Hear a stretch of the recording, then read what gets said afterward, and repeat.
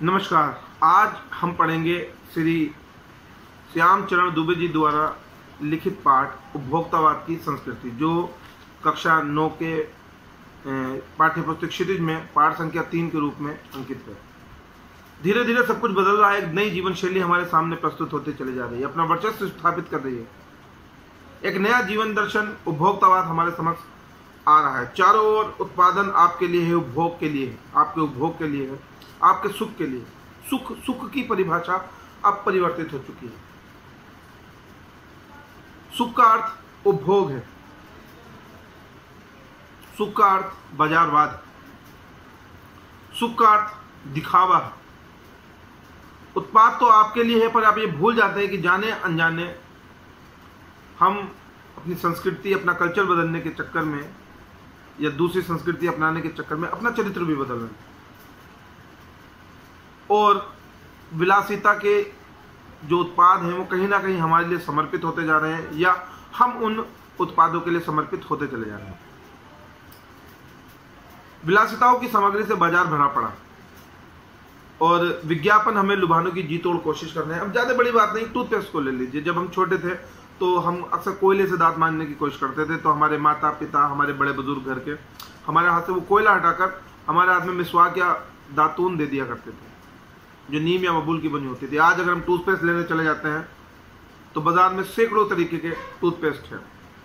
कोई जेल वाला, कोई वाइट, किसी में खुशबू अच्छी है, किसी में क्रिस्टल आते हैं, कोई सेंसोडाइन एक आता है, आजकल सेंसोडाइन आ रहा है, उसमें झन्नाहट कम हो जाती है, मुंह के ठंडा गर्म लगता है वो दूर हो जाती है। कोई नीम या बबूल के गुणों से युक्त है, कोई ऋषि मुनियों की तपस्याओं का नतीजा है, कोई प्राकृतिक खनिज तत्वों से बना है। जो चाहे चुन लीजिए। जब आपको पेस्ट अच्छा चुनना है तो कहीं ना कहीं आपको उसके लिए ब्रश भी अच्छा लेना पड़ेगा, कंपनी का लेना पड़ेगा। रंग आकार अच्छे होने चाहिए, सफाई की क्षमता अच्छी होनी चाहिए, एक से बढ़कर एक। उसके बाद मुंह की दुर्गंध से बचने के लिए माउथ वॉश। सूची बहुत लंबी होती जाती है। इतनी चीज़ों का बिल काफ़ी बड़ा हो जाएगा क्योंकि आप बहुविज्ञापित कीमती ब्रांड के चीज़ें खरीदना पसंद करते हैं। साबुन ही देखिए, एक हल्की खुशबू, दूसरी में तेज, एक में दिन भर पसीना सोखने की ताकत, एक में कीटाणुओं को मारने की शक्ति। हाथ धोने के लिए पहले हम टीवी देखते थे, विज्ञापन आता था कि अपने हाथ को राख या साबुन से धोइए। आज sanitiser, hand wash, Dettol, magic gold, बहुत सारे ब्रांड है कि इनसे हाथ धोइए, इतने घंटे तक इनसे कीटाणु वायरस मर जाते हैं।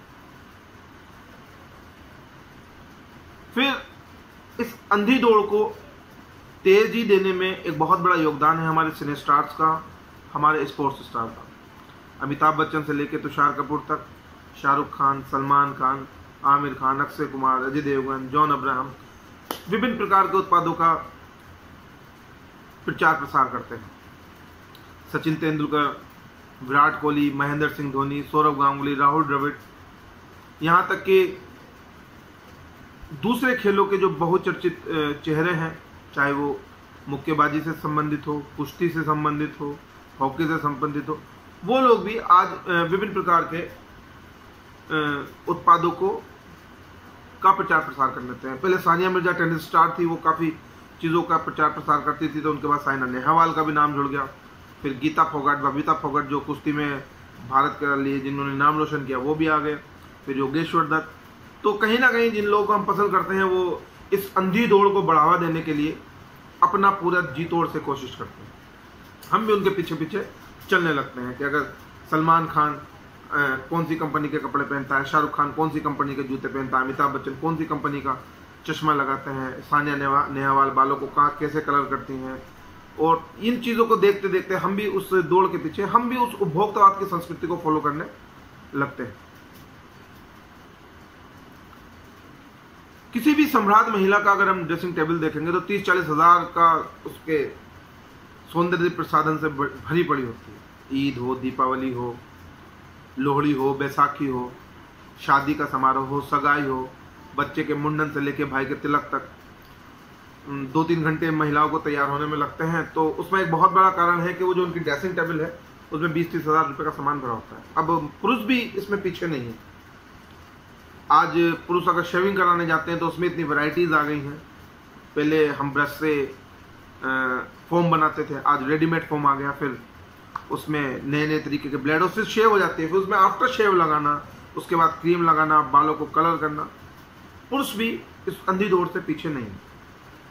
छोड़िए इन सौंदर्य प्रसाधन सामग्री को, आ जाते हैं परिधानों की ओर। बचपन में कोई भी फेस्टिवल, कोई भी त्यौहार होता था, हम कपड़े की दुकान पे जाते थे, हम हमारे माता पिता, भाई बहन, रिश्तेदार वहाँ से कपड़ा खरीद के लाते थे, 10-20 सिलवा लेते थे। आज बड़े बड़े शोरूम्स आ गए हैं, बुटीक्स खुल गए हैं। बुटीक्स में जाना, 3-4 जोड़ी कपड़े लाना, जो हम सैकड़ों में जो काम कर सकते थे वो हज़ारों में आते हैं, क्योंकि ये चीज़ें, ये जो ब्रांड, आज इनका उपयोग हैसियत को जताने में होता है। हम बड़ी बड़ी चीज़ें पहनते हैं, बड़े हर एक चीज़ का जूता पहना है, माउंट ब्लैंक का चश्मा लगाया है, ऑडी कार में घूम रहे हैं, और अगर पेन भी है तो ये पेन लाया था, रशिया से पेन आया है। घड़ी पहन रहे हैं तो स्विट्जरलैंड की घड़ी, 100-150 रुपये की घड़ी भी अच्छा टाइम बताती है, 200-400 की, 500 की भी अच्छा टाइम बताती है आदमी हैसियत के हिसाब से। पर मैंने देखा है खुद कि 60-60, 70-70, 80-80 हज़ार रुपये की घड़ियाँ लोग पहनते हैं, मगर टाइम उतना ही बताते हैं। आज एक ज़माना था जब लोग ठुमरी, दादरा सुनते थे, बिस्मिल्लाह खान की शहनाई सुनते थे, अमजद अली खान का सितार सुनते थे, पंडित बिरजू महाराज का डांस देखते थे। आज संगीत की समझ हो या ना हो, मगर म्यूजिक सिस्टम घर में बड़ा वाला होना चाहिए, इतने बड़े बड़े स्पीकर होने चाहिए, उसमें हाई फाई स्टीरियो सिस्टम होना चाहिए, बड़े यूनिक तरीके से उसमें आवाज़ निकलनी चाहिए, हमारे घर में बजे पूरा मोहल्ला परेशान रहे। इस तरीके से हमारी सोच बन गई। कंप्यूटर काम के लिए खरीदे जाते हैं, मगर उन्हें बेवजह खरीदने वालों की भी कोई कमी नहीं है। खाने के लिए 5 सितारा होटल है, वहाँ शादियाँ भी होने लगी हैं, और आजकल तो बीमार पड़ने के बाद भी 5 सितारा अस्पताल बन गए हैं, 5 सितारा स्कूल बन गए हैं। अब धीरे धीरे शायद 5 सितारा यूनिवर्सिटी भी बनती चली जाए। भारत में अभी एक स्थिति नहीं आई है, मगर जैसे हम यूरोपियन और पश्चिमी सभ्यता को फॉलो कर रहे हैं, शायद भारत में भी ये चीज़ आ जाए। आज अमेरिका में अगर हम देखें तो अंतिम संस्कार के लिए कब्र के आसपास सदा हरे रहने वाली घास, मनचाहे फूल जो हमेशा उगेंगे, फव्वारे होंगे, मंद ध्वनि में हमेशा निरंतर संगीत बजता रहेगा। कल भारत में भी ये हो जाए तो संभव है। अमेरिका में आज जो हो रहा है, कल वे भारत में आ भी सकता है। प्रतिष्ठा के अनेक रूप है, चाहे वे हास्यास्पद भी क्यों ना। एक और छोटी सी झलक उपभोक्तावादी समाज की है। यह है विशिष्ट जनों का समाज। यह एक छोटी सी झलक हमें नजर आती है। हमेशा विशिष्ट जनों को सामान्य जन ललचाई हुई नजर से देखते रहते हैं। उनकी दृष्टि में एक विज्ञापन की भाषा यही है, राइट चॉइस बेबी। अब हम विषय के गंभीर पक्ष की ओर बढ़ते हैं। भारत में उपभोक्तावाद की संस्कृति क्यों? सामंती संस्कृति के तत्व भारत में भी रहे हैं और उपभोक्तावाद की संस्कृति से जुड़ी रही है। आज सामंत बदल गए, सामंती संस्कृति बदल रही है, पर सामंती संस्कृति का एक नया मुहावरा है जो बदल गया। हम सांस्कृतिक अस्मिता की बात कितनी ही करें, परंपराओं का अवमूल्यन हो रहा है, आस्थाओं का क्षरण हो रहा है। कड़वा सच तो यह है कि हम बौद्धिक क्षमता की दास्ता को स्वीकार कर चुके हैं। पश्चिम के सांस्कृतिक परिवेश को हमने अपना उपनिवेश बना लिया। हम नई संस्कृति का अनुकरण करते हुए हम आधुनिकता के झूठे प्रतिमान अपनाते चले जा रहे हैं। प्रतिष्ठा की अंधी प्रतिस्पर्धा में जो अपना है उसे खोकर हम छद्म आधुनिकता की ओर बढ़ने लगे। संस्कृति की नियंत्रक शक्तियों की छीड़ हो जाने के कारण हम दिशा भ्रमित हो रहे हैं। हम समाज के हमारा समाज को अन्य लोग निर्देशित कर रहे हैं। विज्ञापन और प्रसार के सूक्ष्म तंत्र पर हमारी मानसिकता पर इतना गहरा प्रभाव है कि हम एक सम्मोहन शक्ति के रूप में उनसे बनते चले जा रहे हैं, और शायद उनका वशीकरण हम पे हो भी रहा है। अंततः संस्कृति के फैलाव के परिणाम क्या होंगे, यह गंभीर चिंता का विषय है। हमारे सीमित संसाधनों का घोर अपव्यय हो रहा है। जीवन की गुणवत्ता आलू के चिप्स से नहीं सुधरती है, बहुविज्ञापित शीतल पेयों के वर्गों से नहीं सुधरती है। भले ही अंतर्राष्ट्रीय हो, पिज्जा बर्गर कितने ही आधुनिक हो, मगर घर का खाना, सरसों का साग, मक्के की रोटी का स्थान कभी नहीं ले पाएंगे। जीवन स्तर का यह बढ़ता अंतर आक्रोश और अशांति को जन्म देगा। जैसे जैसे दिखावे की संस्कृति फैलेगी, समाज में अशांति भी बढ़ेगी। हमारी संस्कृति अस्मिता का ह्रास हो रहा है। देखिए, जब